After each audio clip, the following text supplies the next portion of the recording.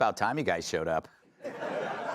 Good evening, everyone. As wildfires still wreak havoc in Southern California, President Biden used a briefing on the fires to brag that he's now a great-grandfather. Even worse, when aides rushed him to leave, he said, "Hey, buddy, where's the fire?" Yeah. But in L.A., the winds are still so strong, Governor Newsom has ordered fire crews to batten down Tom Cruise. And frightened citizens are urged to shelter inside Julia Roberts' mouth.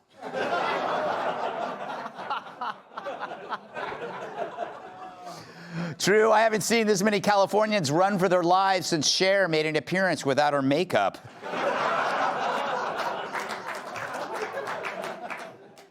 Governor Gavin Newsom is receiving his usual share of criticism. But out of respect for the victims, people are encouraged to use the phrase, "liar, liar, pants on backwards." But out of concern for safety, firefighters made sure to keep Newsom far from the blaze. The last thing they need was a grease fire, too. Many are criticizing the chief of the LA Fire Department for making inclusivity the top priority when hiring new recruits. True, you want inclusivity? Maybe include a chief who knows how to fight fires. Instead, they put identity before competence. Because really, in California, who you sleep with, it shouldn't make you fire chief. Although it can make you attorney general. Long walk, huh? ABC's David Muir is being mocked for using clothespins to cinch his jacket more tightly around his chest while reporting from the scene. He was also overheard asking a crew member, "Does this burning city make me look fat?"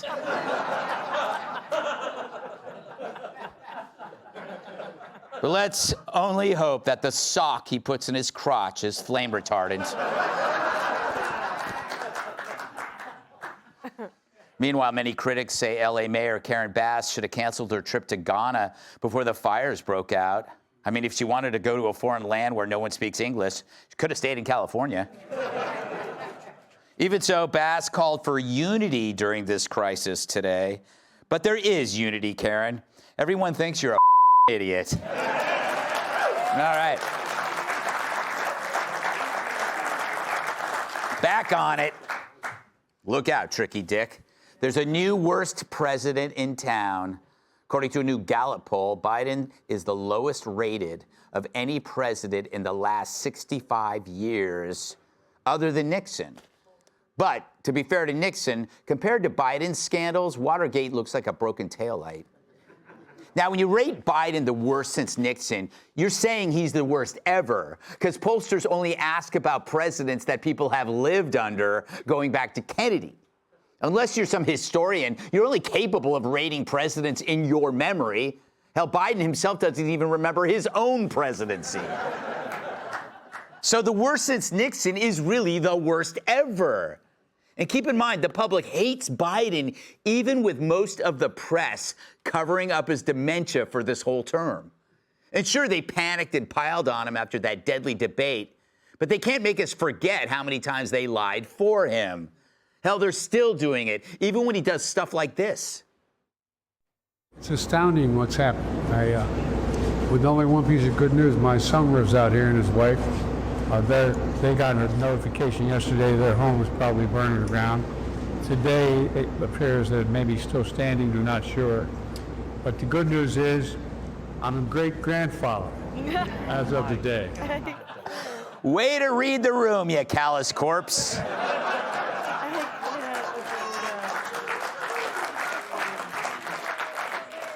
Sorry your city's burning, but I brought cigars. Anyone got a match? I'm gonna be a great granddaddy. What a clown. I guess we can be grateful he didn't ask Jimmy Carter to stand up at the eulogy. So where was the media before all this when it was obvious Biden was 25th Amendment material? Let's turn to Iraqi war vet and Purple Heart recipient Brian Williams, who said nothing, yet calls people out for saying nothing. On the media's coverage of Joe, he told the Washington Post, quote, "It's actually insulting, a gross disservice to those watching and listening, because it doesn't match what they just saw or heard for themselves." Funny, that sounds like he's talking about every broadcast he did for NBC Nightly News. Quote, "It was crushing to watch so many working journalists attempt to generate the words to accurately describe a visibly struggling and diminished president, seemingly unable to complete a sentence or thought in his disastrous final debate."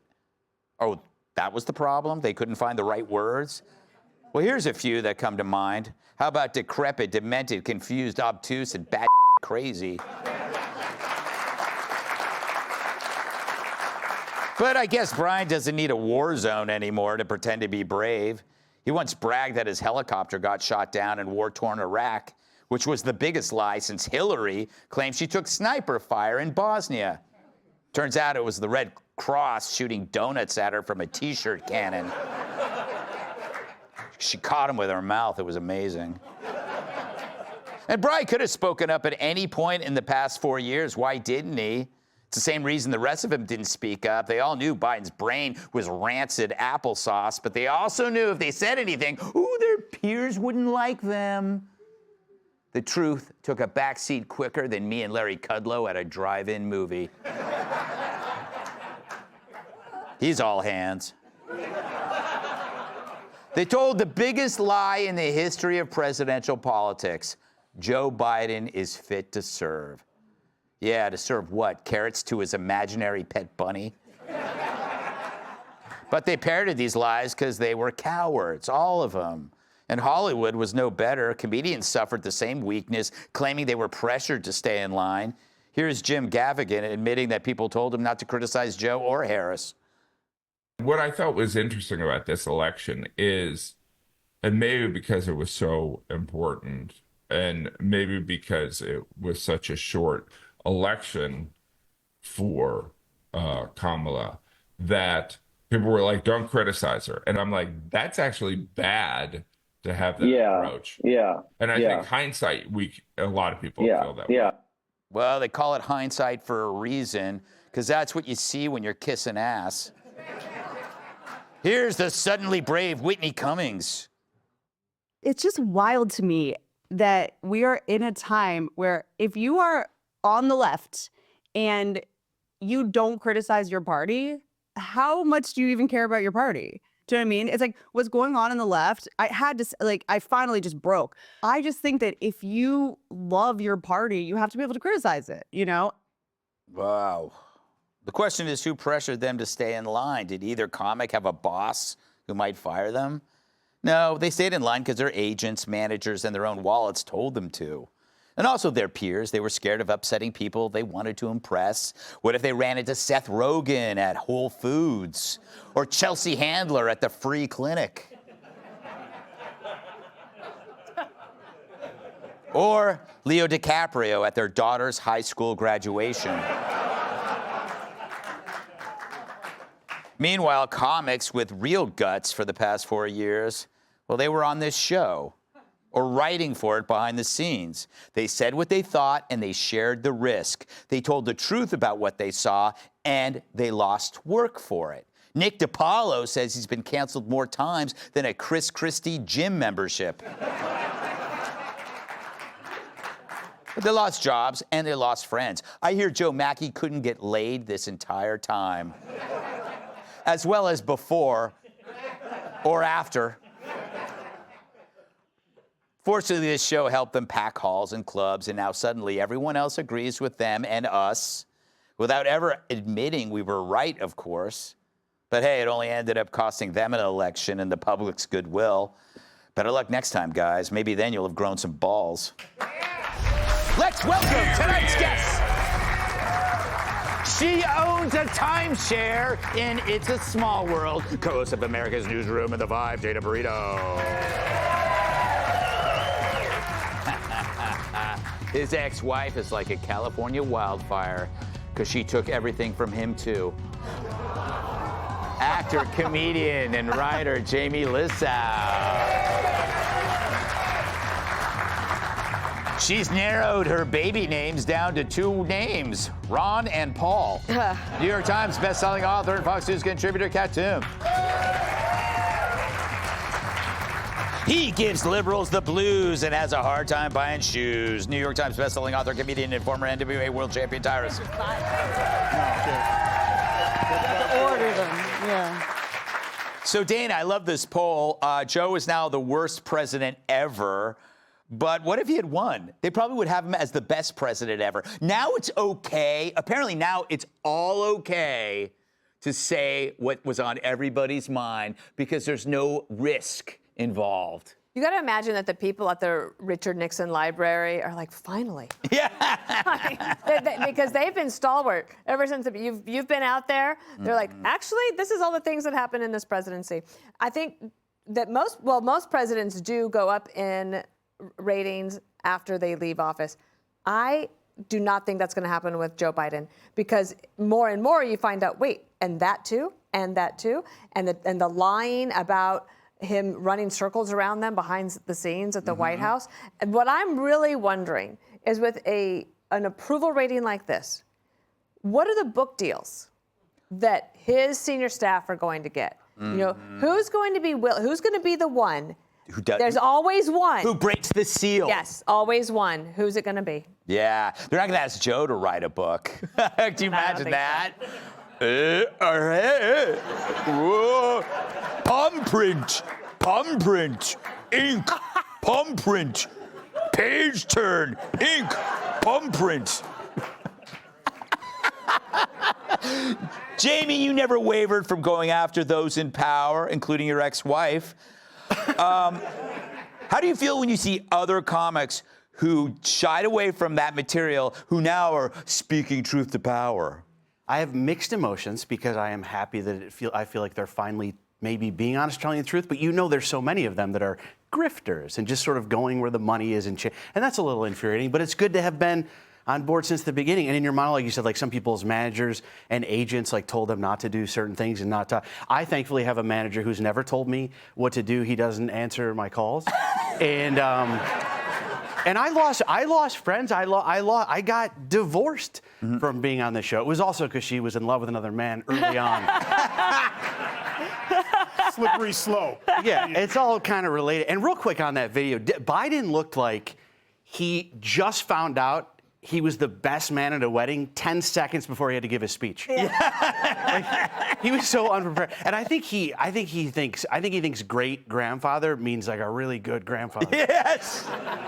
Yeah, tell that to the stripper baby. Yeah, and I think he likes having the word, you're forced to have the word, he's not used to having the word great in front of his name, right? Yeah. So he probably likes that. You got to say it. It's part of it. Yeah, it is, you know, Kat, I don't think he can outlive, he's not going to outlive much, but his reputation as being, having to leave under this cloud of like mental, I don't know, deficiency.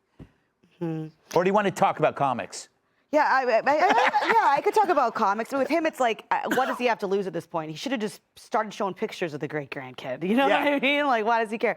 But yeah, I would like to talk about it because I think that, I've also experienced it, and I think it's interesting because I'm not even on either major but party. you work at Fox. But I work at Fox, so that's all that it takes. I've straight up had theaters tell me you cannot have your show here. I've straight up had people say I really like you, but I can't have you on my podcast because you work at Fox, and what would people say? And it is really frustrating, but I'm very proud to say that my actual shows, I've had both conservatives and liberals get so offended at a joke that they've walked out. Yeah. And that makes me really, because I'm doing something right if it's not just one side that's been walking out of my shows. And I like Whitney Cummings. I like when she spoke about it, she got into more detail and she was doing a little bit of self-examination and she was talking a little bit more about it. She was saying that about herself. She was like, I don't feel like I'm on either side. I have made fun of Trump. And the fact that just that I made fun of Democrats, everyone's saying, oh, now I'm red pill, now I'm this. It's like, no, everyone should be able to just make fun of everybody, and you don't have to just be put into a box because you have one opinion. I think that I would love to see us move away from that, where we can kind of think for ourselves. But I think it's actually awesome to have them actually admit out loud, I was being told I can't make fun of her. Because how embarrassing is that for Kamala? Yeah. too. Like, and you still lost. And you still lost. Yeah, you know, Tyrus, it might upset you. You maybe passed it because you took a big risk at Fox and speaking honestly about your beliefs, because you're not supposed to do that. Wasn't a lot of other black comics on your little picture, was there?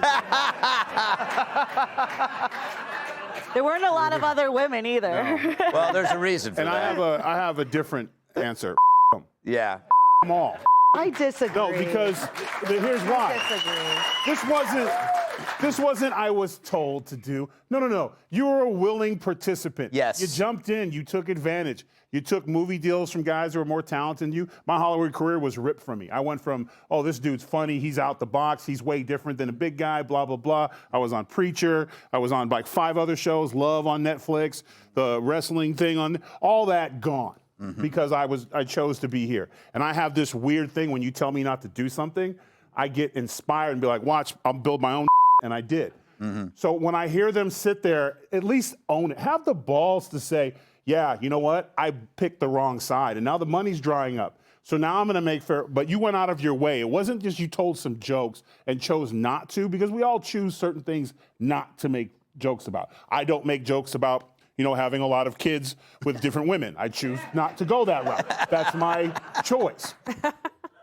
They were willing to do it, and now all of a sudden they're starting to see. This is what the left always does, and people who live with the left. They want to do it, and then when the consequences are coming out, all of a sudden, wasn't my fault. I was forced. I was an innocent victim. No, you took the checks. You told your manager. Not only would you do it at a high level. Ricky Gervais called it, he said it perfect. He said if ISIS would start a movie company, you would call your agents and tell them to call them to see if you can get work. So when you see them sitting there now, and even, what's his name? The one who talks like this. He was like, it was so important. You're missing it was so important for them to help influence an election. That's why they did it. It was so important. So when I see them, I'm like, I'm a millionaire now because of my stand-up show. So kiss my ass. There you go. Click here to subscribe to the Fox News YouTube page to catch our hottest interviews and most compelling analysis. You won't get it anywhere else.